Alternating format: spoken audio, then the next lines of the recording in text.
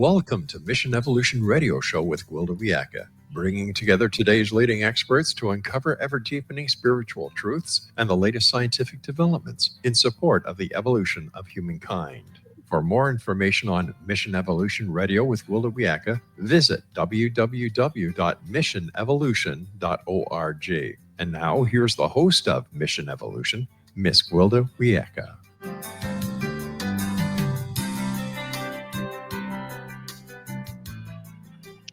The ancients believed in the power of dreams.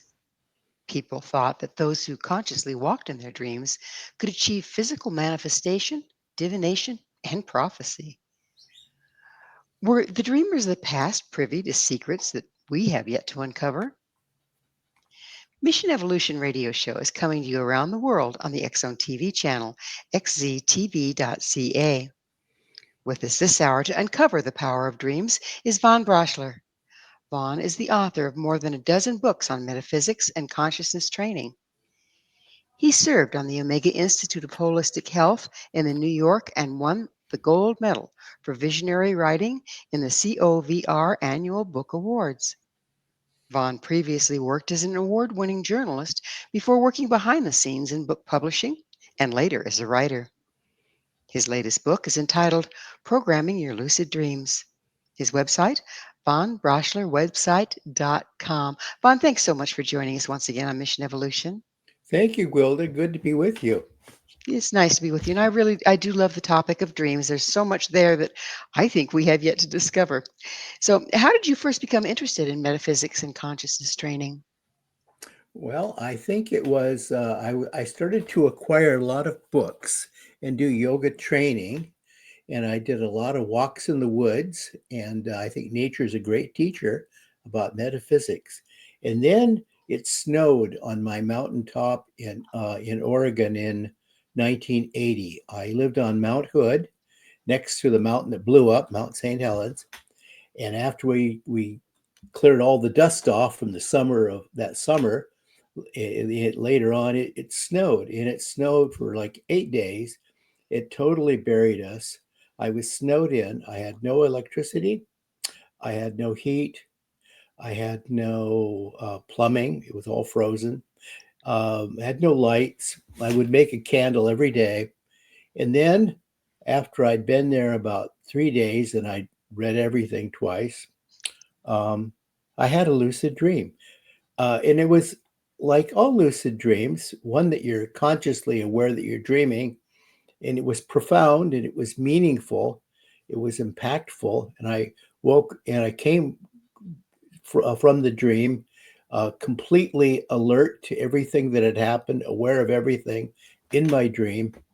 And I had this burning desire to continue with lucid dreaming. And I wondered how a person could, short of an accidental slip into a lucid dream, actually program a lucid dream. And that became my controlling interest. And I read everything. And fortunately, I started reading all my yoga books. And I found out that it was a matter of consciousness training to allow one to go to an altered state of consciousness to enter a lucid dream. And I was successful in that time that I was there. And nothing else, I will say, nothing else seemed to matter. Suddenly, I had plenty of food, I had plenty of heat, I had plenty of lights. Nothing mattered.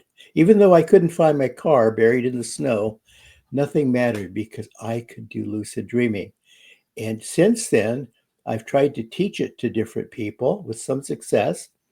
And I've studied others who do lucid dreaming effectively and actually set it up. And it seems to me that there's nothing more important than learning to do effective dream work. Nothing. So why would you consider it so important to learn to do effective dream work? Yeah, so I mean, there are so many things you can find in your dreams. First of all, you can find yourself. It's a matter of self-discovery. It is the ultimate hero's journey into the inner journey of discovery of oneself. In this dream, you accept a challenge to go forward. You overcome obstacles. You find allies. You confront challenges. You open new doors. You go through a whole arc of a hero's journey, and then you return home from the dream a completely transformed person. Now, the ancients, of course, as you said in the beginning, believed in divination and prophecy. They believed that your dreams were the windows to the soul. And I think this is true because I think it is your inner consciousness or your spirit or perhaps your soul that comes out and it goes forward into this inner journey we call the lucid dream. And in this dream, you are highly aware, you are highly conscious. It is not like any other dream a person might have, in that you will encounter really big questions of personal importance to you in your growth. So, how common are lucid dreams without training? Yeah, they're without training. People have them sporadically, and you'll run into people that say, "I've had lucid dreams," or "I think I've had a lucid dream," or "I've had two," and they're very meaningful. If a person's had a lucid dream, they really are aware of it, because they're rare, but they normally happen. Let's say accidentally, like my first dream. Something just triggers you. In my case, I fell on my spine, back on my bed, and I hit the part of the bed, hard part, and it triggered. I won't tell anybody where it is because this is not a good way to set up a dream, but I triggered a part of my spine that actually would launch me into this dream. And it is something that people will normally do when they're extremely relaxed, when the body and mind, the physical mind, are completely at rest, and there is a willingness, an internal holistic harmony within you that allows your physical mind, your brain, to shut down long enough for your inner consciousness to come forward and take you on this great dream of discovery. So, does being curious about something in your life before you go to sleep, does that sometimes trigger it? Yes.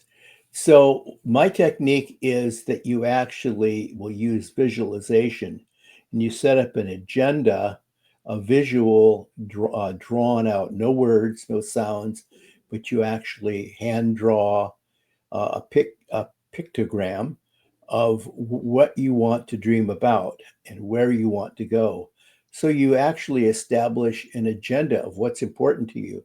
And if you don't do this, the odds of having at some point a sporadic, random lucid dream are good, uh, in that your inner spirit will simply take charge and take you there because it knows it needs to get out, explore, learn, and grow. It needs answers. Does the spirit within, if you will, come out with lucid dreams in order to alert you to something that you may miss otherwise? Yes, there are many practical applications. You can find lost keys that way.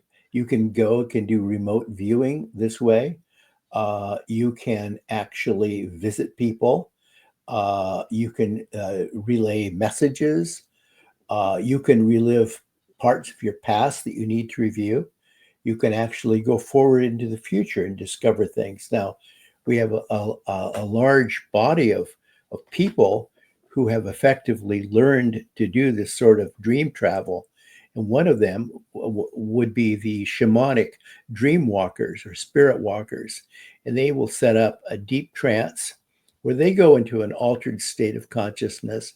The body becomes very still, very numb, and they tune out all their internal thoughts, sounds, distractions, perceptions, and then they will go on a journey beyond time and space as we know them. They'll go back into the past to discover insights from their ancestors, using their terminology. They would go forward into the future to see what lies ahead for their people. This is an actual function of what we call the shaman, and this crosses many tribal boundaries around the world for indigenous people in the shamanic world, and it is not just the shaman.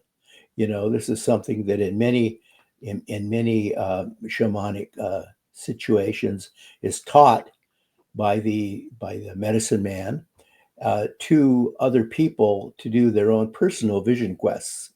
That's what we're talking about, one's personal vision quest. So the shamanic journey is basically a lucid dream. I believe it is. And then we have the other example in yoga. We have the example of the dreamer who induces a dream beyond space and time. And this is very common for people who have studied my favorite book, the Yoga Sutras of Patanjali, which is essentially a book of learning to understand and control one's consciousness. It starts out physically, and then it goes into metaphysics, and then finally magic. And we're talking about something quite magical, an actual journey beyond space and time. Now, in the shamanic, in the yoga tradition, we have the Samadhi dreamers, and the Samadhi mystics are great advocates of Raja Yoga. They've studied the Yoga Sutras of Patanjali inside and out. They have done all these exercises, these sutras, and I've studied them too, but I've tried to give it more modern, Western, updated language, so that we're not talking in Sanskrit terminology. The Samadhi students, young Samadhi novices, would be taught initially how to control their dreams. They were taught no other kind of dreaming other than lucid dreaming. In the Samadhi novices were taught to become very still, very quiet, put their body and their physical mind to rest, allow their subconscious mind to come forward, and in this altered state of consciousness, have an outward journey of discovery. There's examples that are startling where Samadhi students, even young ones, have gone so deeply into shamanic dreaming that it was they would be gone for a long time, and oblivious to what was around them. I learned this actually could be taught. I did this at the Omega Institute with a group of people. Well, Vaughn, I'm afraid we're going to have to take a station break. We'll continue with this on the other side. Vaughn and I will return very shortly, so don't go away. This is Mission Evolution, www.missionevolution.org.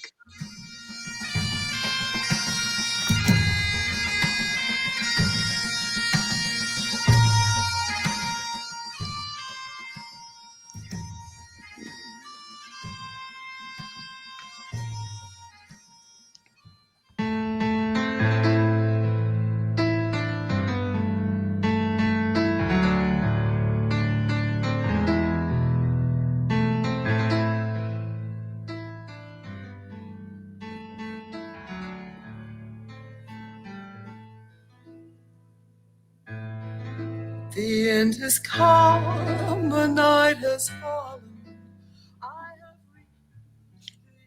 Can dreams serve as tools?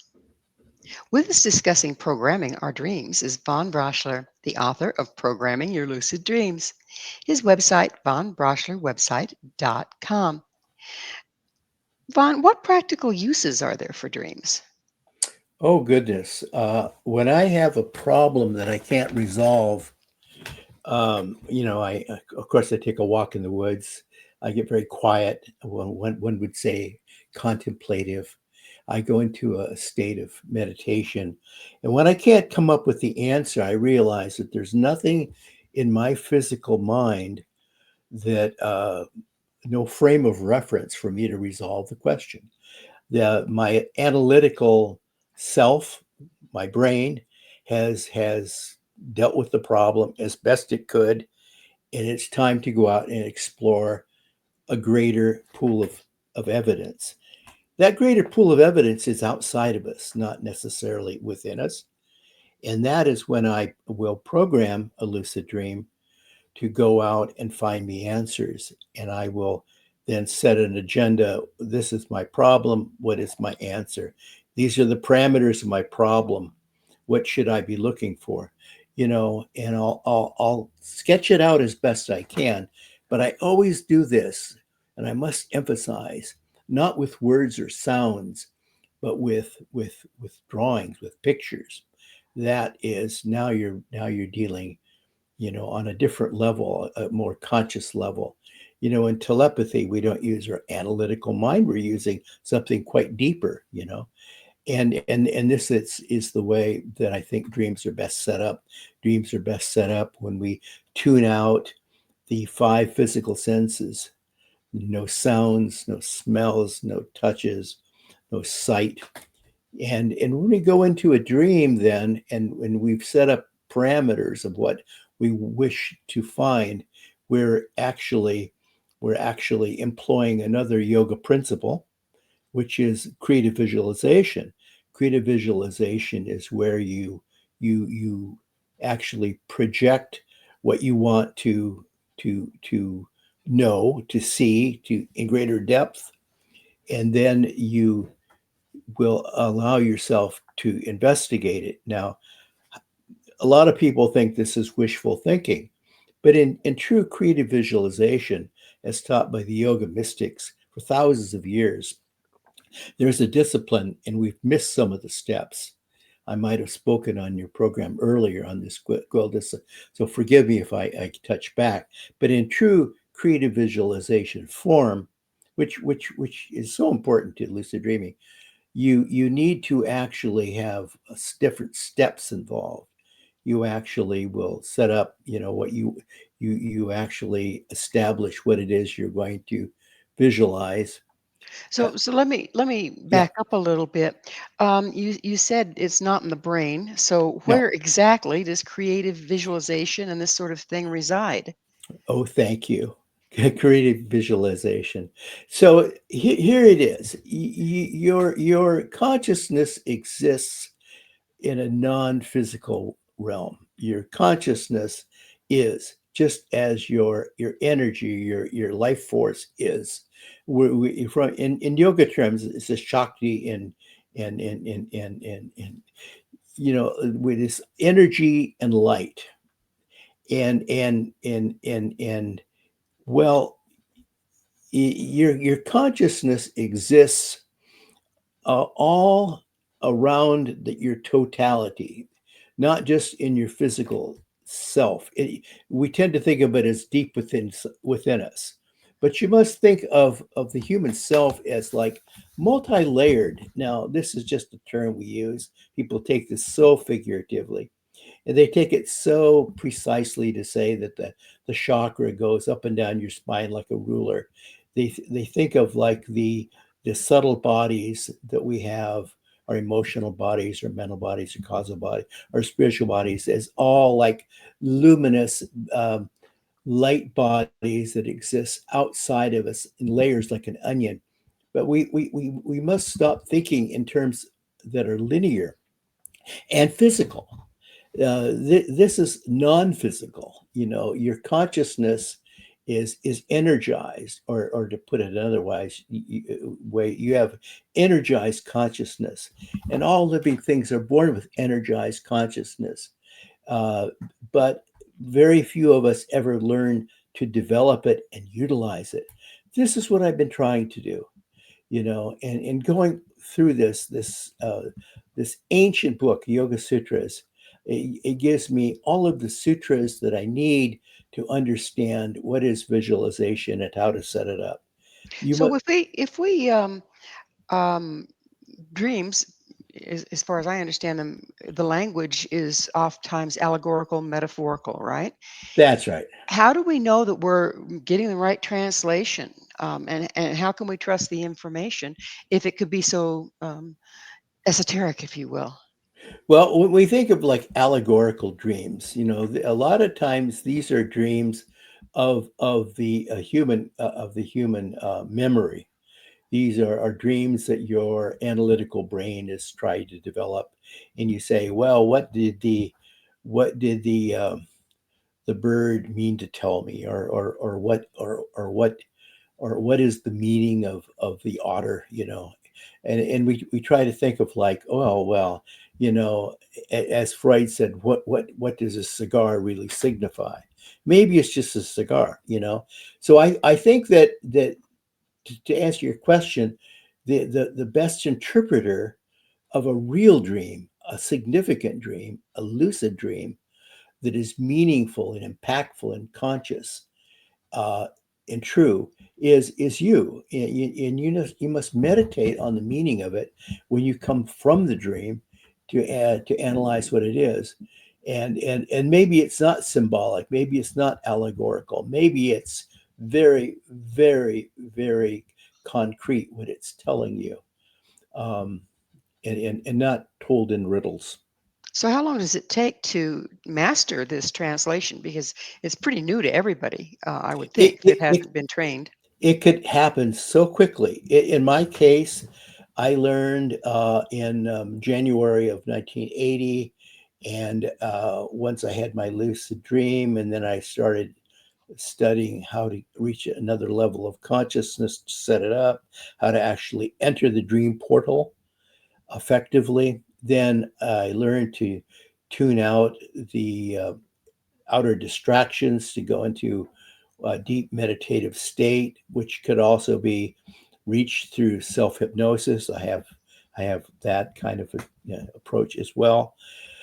Then I learned that I could do it rather quickly, and so in my case, it only took a couple of days. I mean, like it took a week or less. You Well, know, we've been talking about dreams here, and you mentioned the ones that are just kind of your garden variety. That's your yeah. brain trying to figure stuff out and process things, and then the lucid dream. Are there other kinds of dreams? The common dream that people will routinely have, often called night sweats or night or restless dreams, is where you you haven't really put the body and mind to rest. You maybe you're reclining in your normal sleep period, and you're in your bed, and you think you're relaxed, but your brain, your analytical mind, will not tune out the concerns that are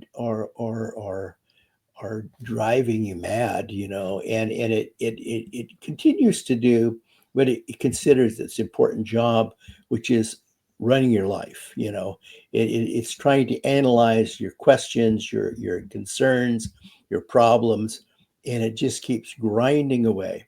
And these are really kind of unsettling, because the analytical mind then, in a restless dream where you're not, you know, fully asleep and your mind continues to dwell on these problems, is dealing with it in a kind of a sleepy way, and it begins to kind of dress it up. It's kind of like sleepwalking, and you will take different approaches to the problem in this kind of sleepy mode, where the mind is like half turned on and half turned off. These are But really but when dangerous situations.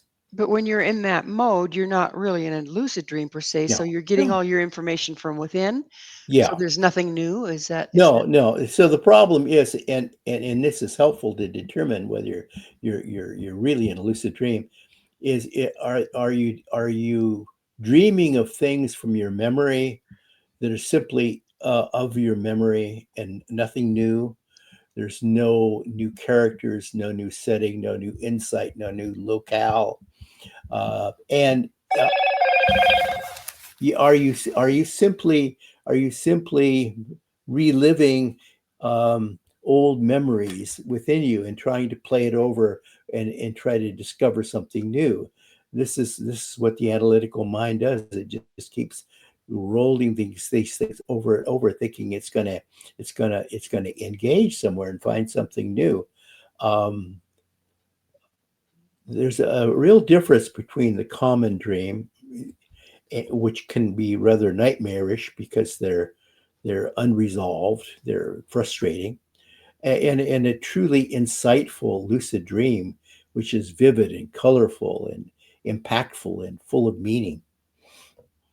So where do daydreams fit in here? I mean, there's Yeah, been lots of reports, and I've seen it myself, where a person will be kind of sitting there daydreaming or driving along daydreaming, and suddenly something they were daydreaming about comes to manifest, like a truck pulling out in front yeah, of them or yeah. something. So I think this is important to recognize that you can actually, in a daydream, experience a lucid dream.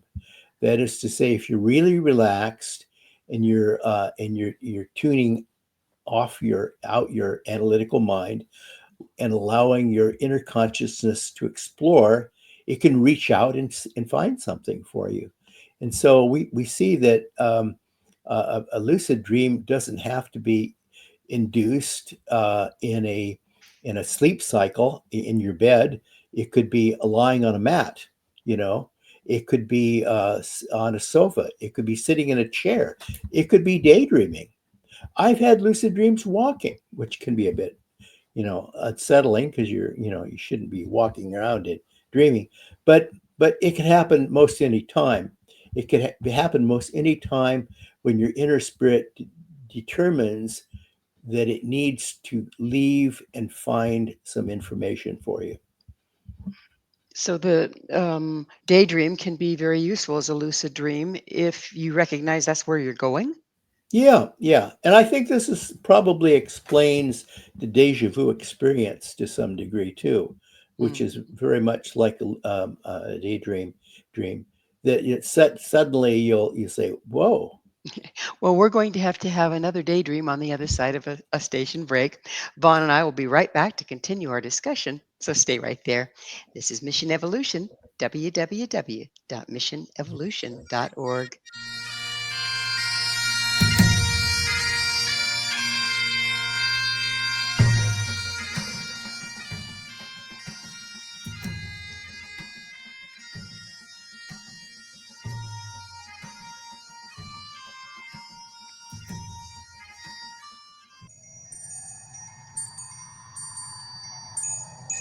I've been broken, shattered, cast to the wind. I am scattered upon the wind. I've been broken, shattered, cast to the wind. I am scattered upon the wind. I've been broken. Can dreams mean more than one thing? This is Mission Evolution, missionevolution.org. With us discussing lucid dreaming is Von Braschler. His website, vonbraschlerwebsite.com. Von, do dreams come in layers? I mean, you say Yes. we interpret a dream, but does the meaning deepen as our understanding? Yes, and that's why, I always try to get people to have recurring dreams and continuation dreams.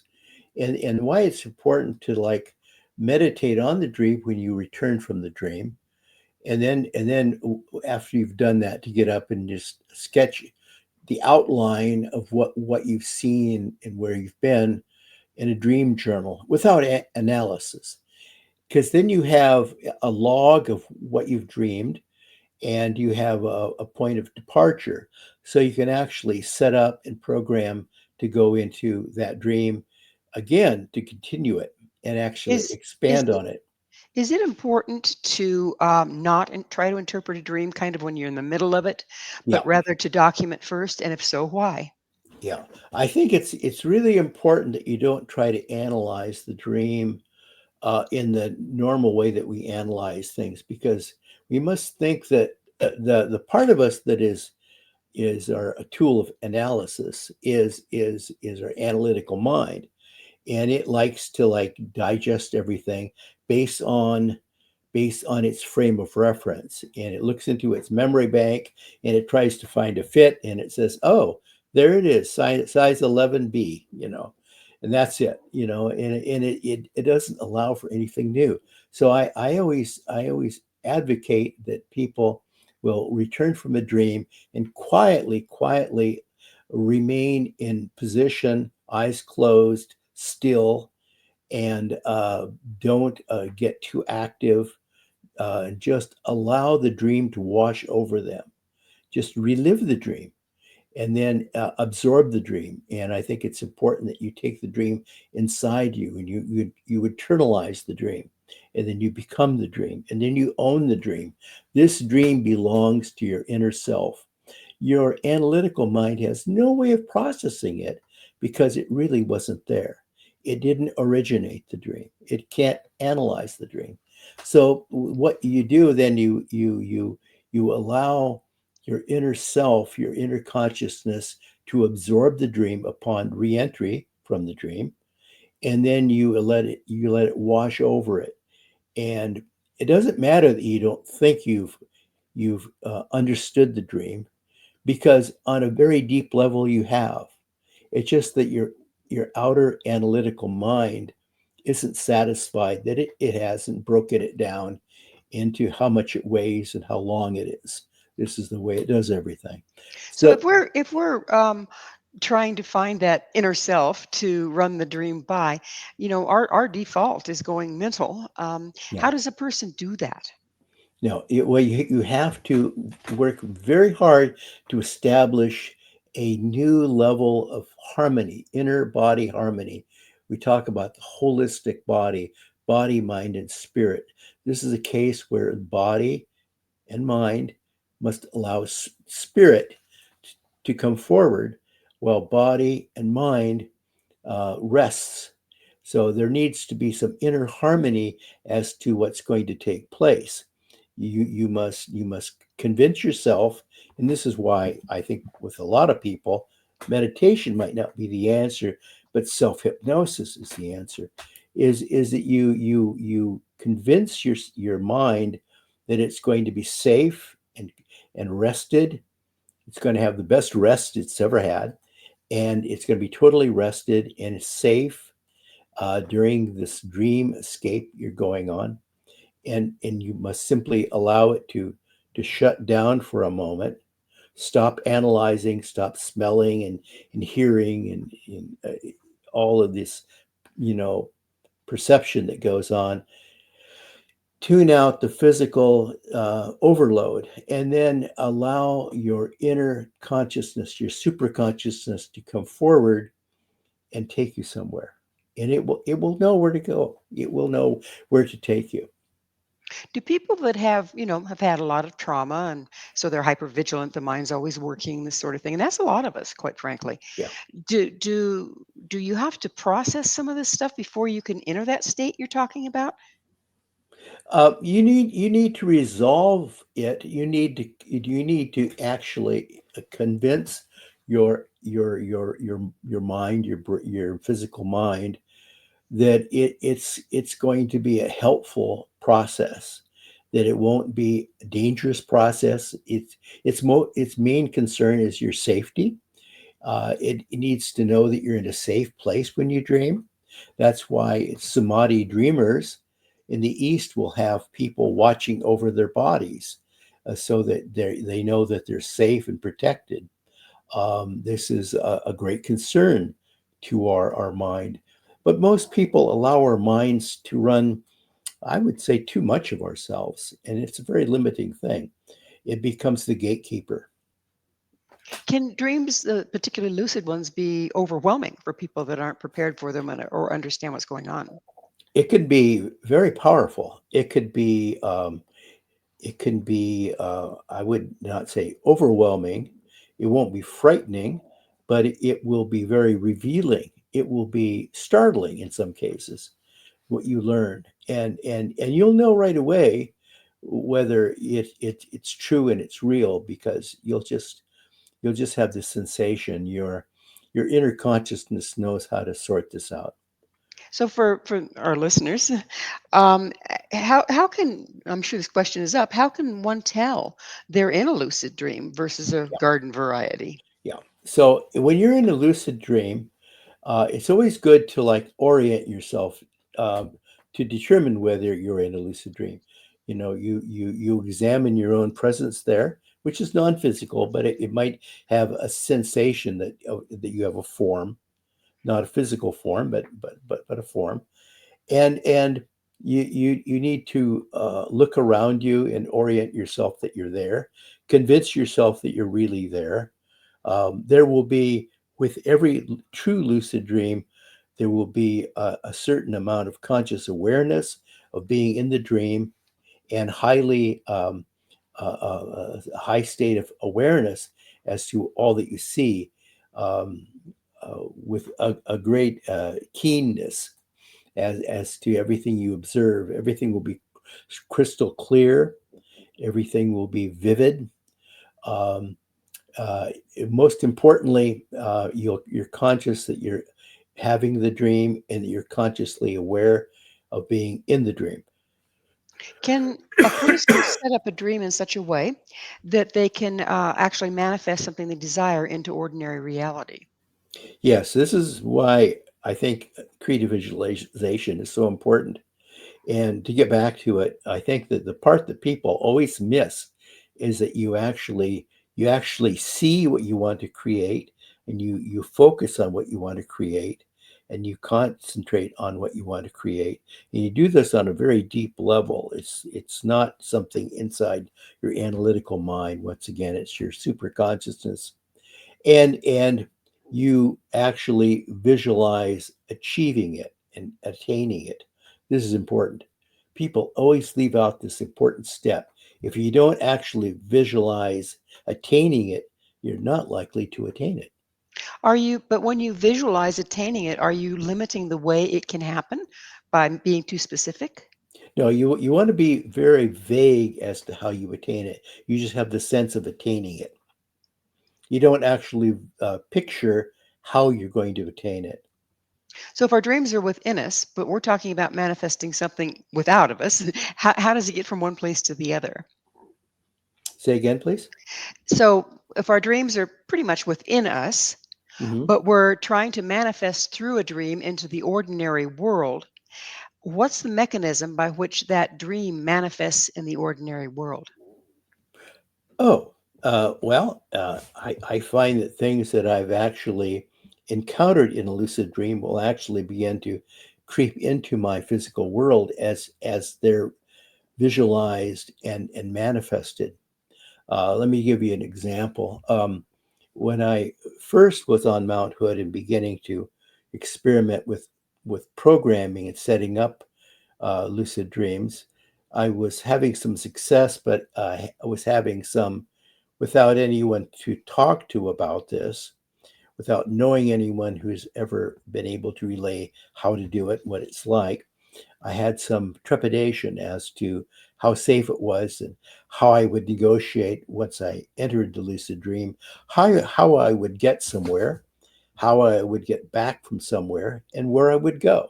I mean, these seem like kind of like crazy questions, but anyone who goes on a journey of any sort wants some trip planning, right? How am I going to get there, and what am I going to see, and how do I get back?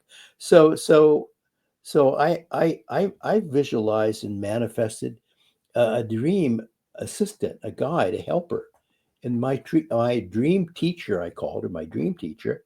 I pictured what she would look like and how she would come and help me. And lo and behold, one night when I'm floating above my cabin on Mount Hood, a hand reaches out and takes me. And lo and behold, it's actually, you know, who I had visualized. So she, this person actually became a part of my physical realm also. She would pop in and out of my life in my daily physical existence. She would be there at key moments for me, briefly, a Now, period. do you mean physical form or just pop into your imagination or your mind's Y- eye? Oh, I had witnesses saw her, and I could get them on the show, and they could tell you that she was there, but that she would be there briefly while I was doing something. I was doing a lot of Kirlian photography, and as I was developing film in the darkroom one day, she appeared. She reached over and looked in my developing tray and smiled at me. And I turned to my two friends in the room and I said, "Did you see her?" I said, "Describe her." And they saw her. And there was one other time at work that she appeared when I was working and people saw her briefly. I mean, she would pop in and pop out. Now, this sounds kind of amazing if you've never actually visualized and manifested things in a dream state. But I think people who have done lucid dreaming probably realize that the things you find in a lucid dream, while maybe not present in your regular physical world, will eventually appear in your physical world. It's time for us to take another station break. Please stay with us as Vaughn and I continue to explore the dreamscape. This is Mission Evolution, www.missionevolution.org.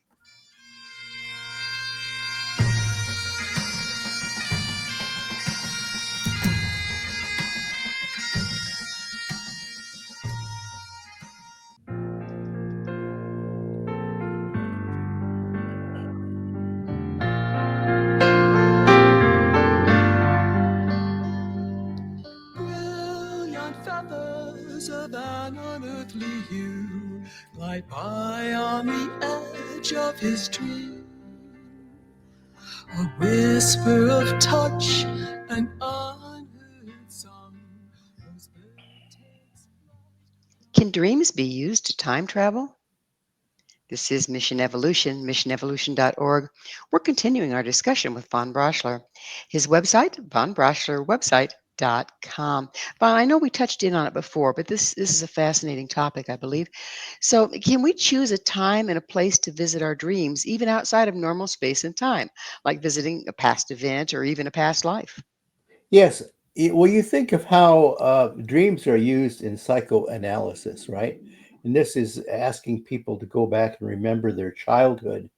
So I remember, I remember reading about different people who would do this sort of work, and they would ask people to go back as far as they could, and some of them were going back into previous lives, and it's like, oh my gosh. And it's like it when you reach a point where you can actually travel like this in a lucid dream, you realize that there is no fixed time and space other than in our physical reality.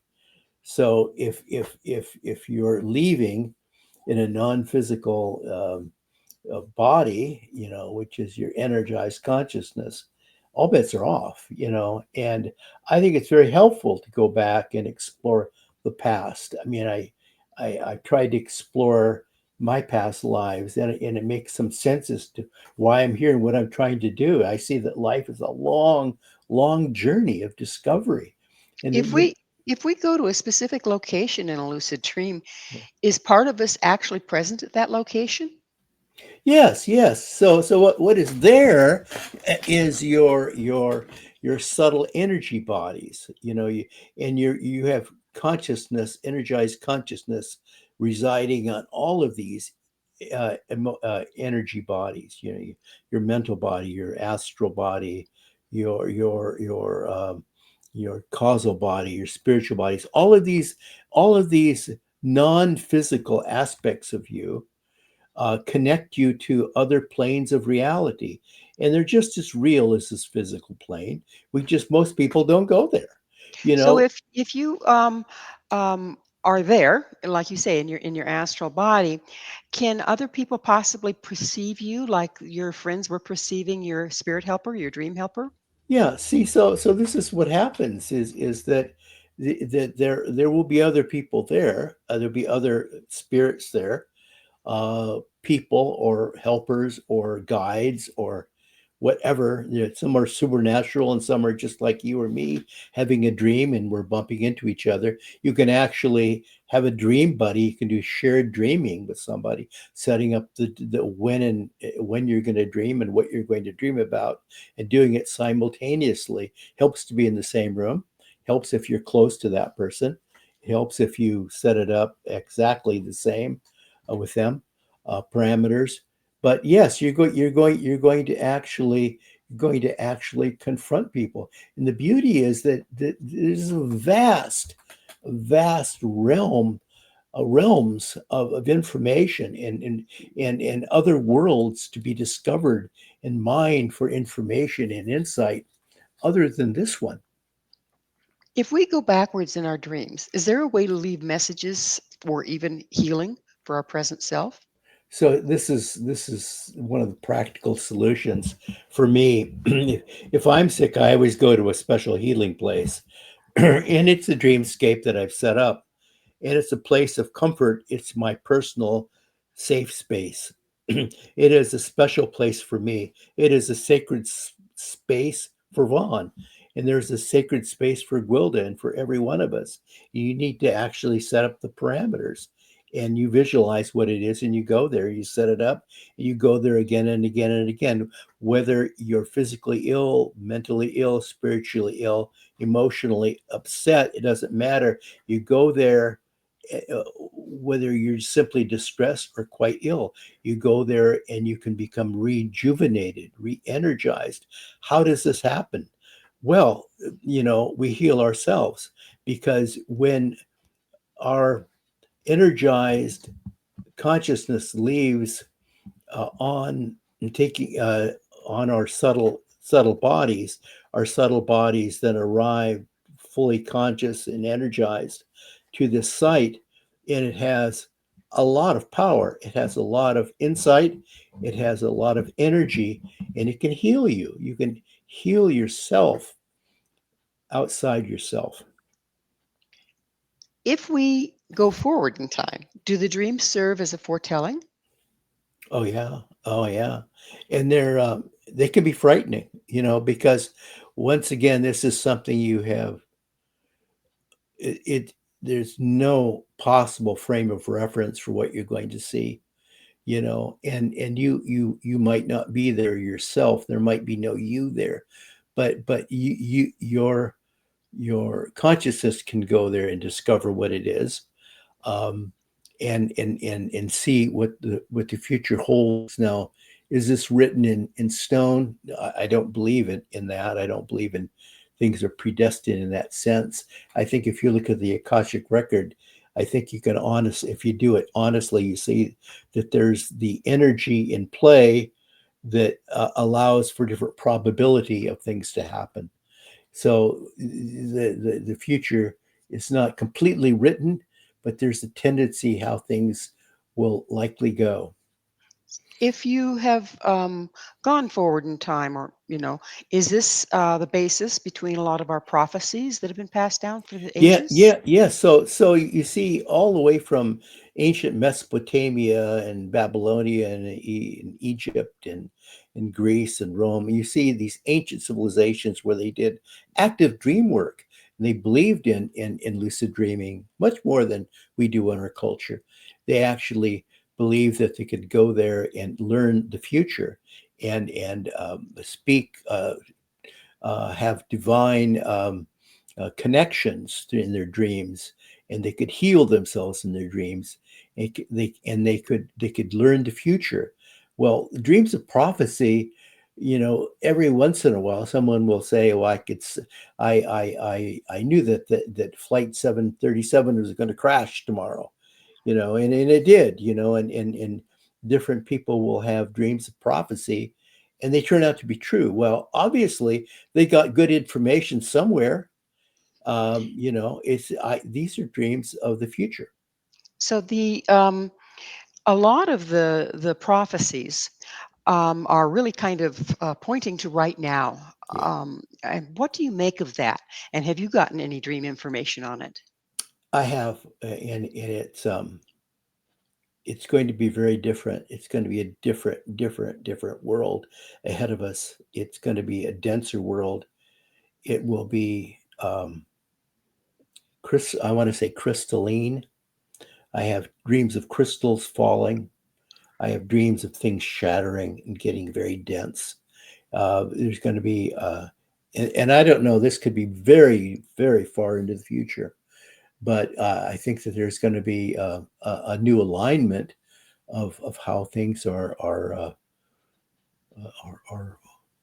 assembled. It's going to be a different components. Things, nothing stays the same. I mean, we know this. Um, the nature of reality is that things are in constant state of change. We must recognize that change is important, and embrace the change. So, how can active dream work help us achieve personal goals and find answer to our deepest questions? So you want to think about what your questions are. See, first of all, and then your inner need, things you really want resolved in your life. This is important. And then you do a needs assessment.